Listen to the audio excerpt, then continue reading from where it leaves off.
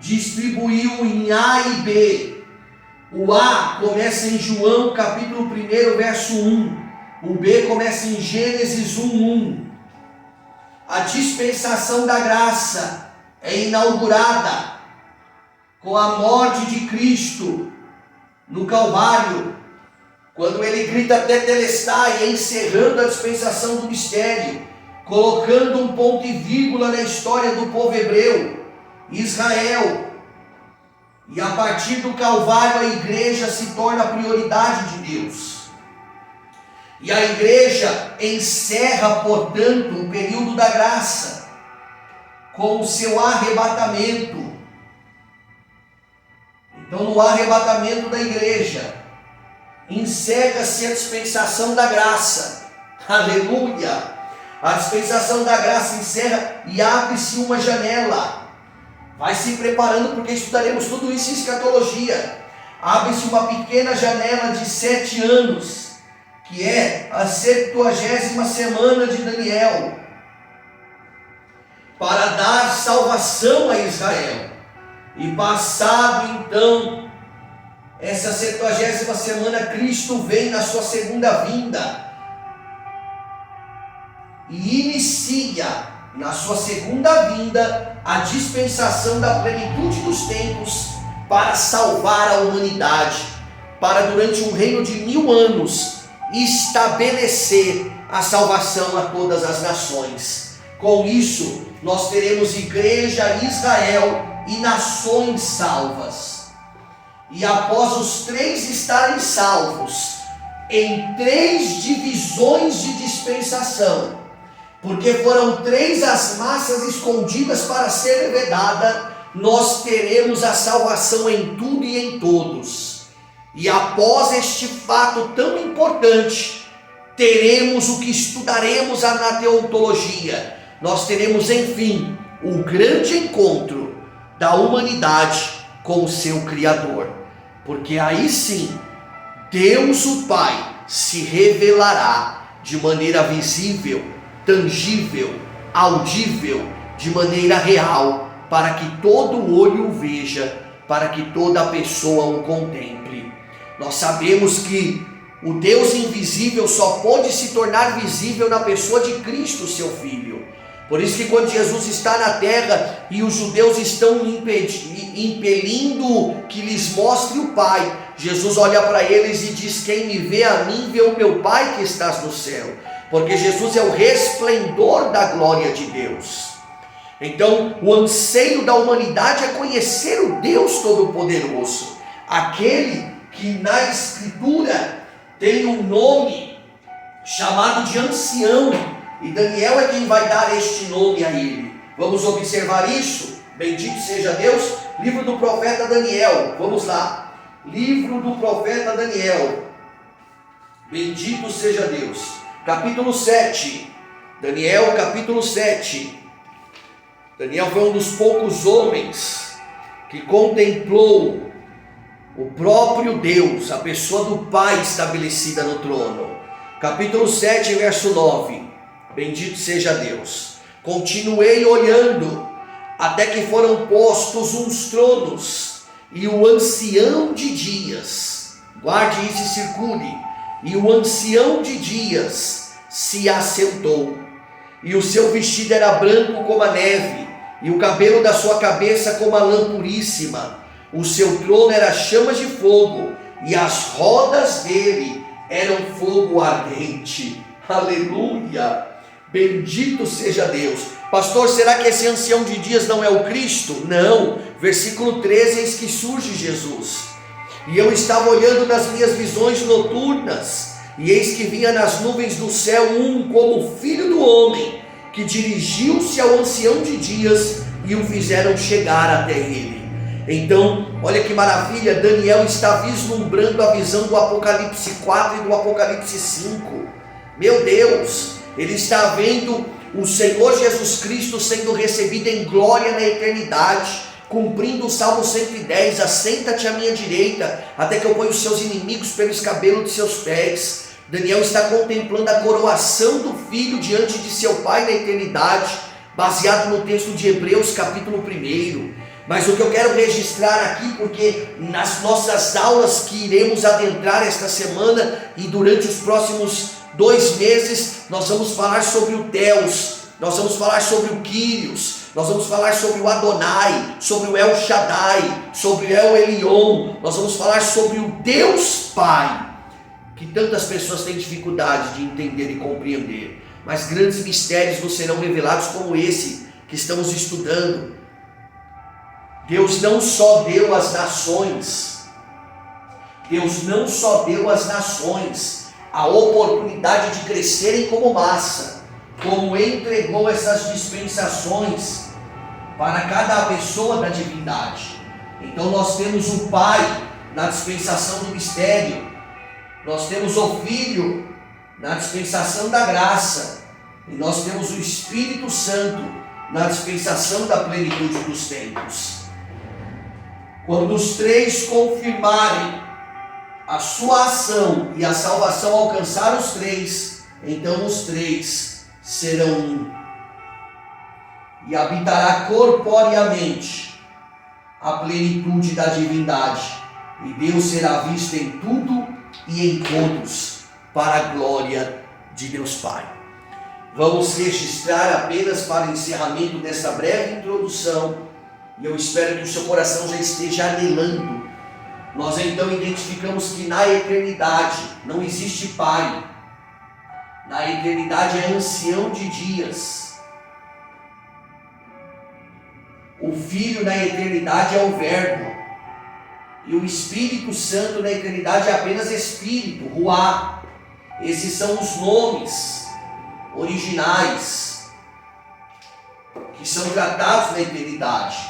Por isso que Daniel, quando está diante do Deus Todo-Poderoso, vislumbrando a visão do trono, ele não sabe como tratar, mas ele vai reconhecer que aquele que está estabelecido no trono é o mais velho, não velho no sentido de idade, porque na eternidade não tem tempo, mas ele remete-se a ancião de dias, porque tem o entendimento de que a eternidade foi por ele concebida, de que de toda a criação ele é o mais velho de todos. Então tão logo entendemos de que ele é Deus, porque Deus tudo criou e por ninguém foi criado.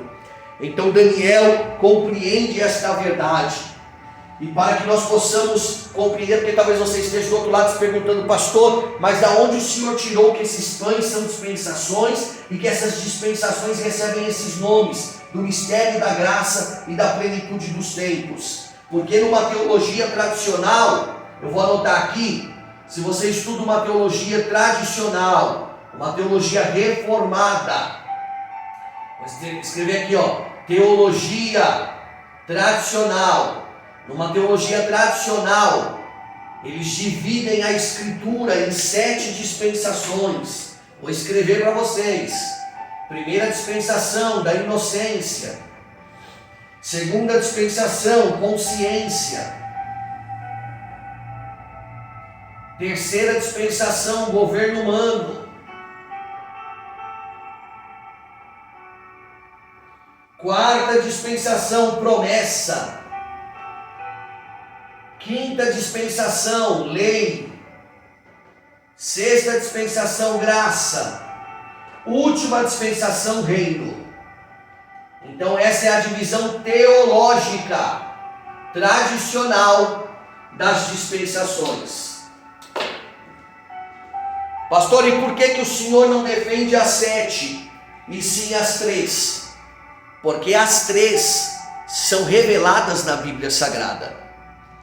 Eu quero dar a honra e a glória ao nosso Deus, e também promover o meu respeito a todos os teólogos. Sou o menor de todos eles, mas entre o que o homem ensina e o que a Bíblia ensina, eu prefiro ficar com o que a Bíblia diz. Calvino foi grande homem de Deus, Armínio foi grande homem de Deus, Flávio Josefo contribuiu com a história, Heródoto contribuiu, Eusébio de Cesareia, muitos outros que vieram, que temos e que virão. Mas de tudo isso passará os céus e a terra, mas a palavra de Deus não há de passar. E essas dispensações estão reveladas na Escritura. Então eu quero encerrar esta aula demonstrando a vocês os textos. dispensação do mistério, Efésios, capítulo 3, verso 9. Dispensação da graça, Efésios 3, 2. Dispensação da plenitude dos tempos, Efésios 1, 10.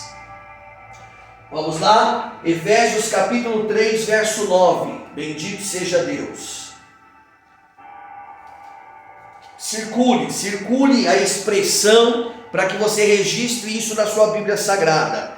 Efésios 3, 9. Vamos ler o 8 para contextualizar. A mim, que sou o menor de todos os santos, foi-me concedido esta graça. Qual graça? Qual graça que Paulo recebeu? Qual é o privilégio que ele recebeu? Ele recebeu o privilégio de compreender em Deus este mistério das dispensações. Por quê? Porque ele foi levado ao terceiro céu. E quando ele esteve no terceiro céu, ele saiu do tempo e foi na eternidade. E quando lá na eternidade esteve, ele vislumbrou toda a coinonia de Deus, toda a administração de Deus e a forma como Deus escolheu administrar o tempo. Olha que coisa maravilhosa.